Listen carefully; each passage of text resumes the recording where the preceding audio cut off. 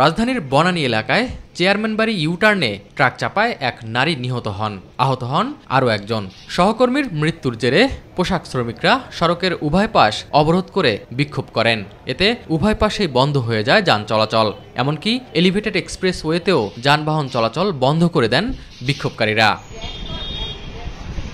এমন অবস্থায় বনানী ও আশপাশের এলাকায় সৃষ্টি হয় তীব্র যানজটের। এর প্রভাব পড়ে রাজধানীর অন্যান্য সড়কেও।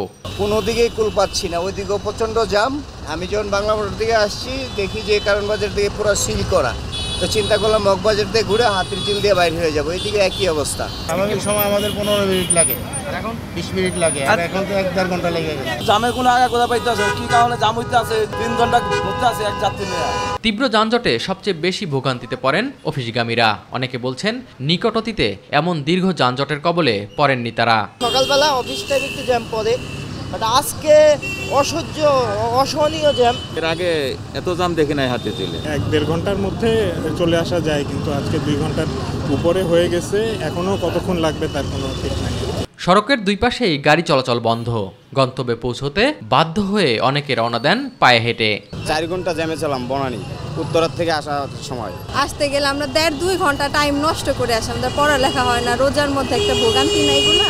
যাবো যমুনা ফিউচার পার্ক, ভিসা জমা দিতে 10টায় টাইম ছিল, ঢুকতে পারিনি। পরে বেলা বাড়ার সাথে সাথে পরিস্থিতিও কিছুটা স্বাভাবিক হতে শুরু করে। এস এম আরিফ, মাই টিভি, ঢাকা।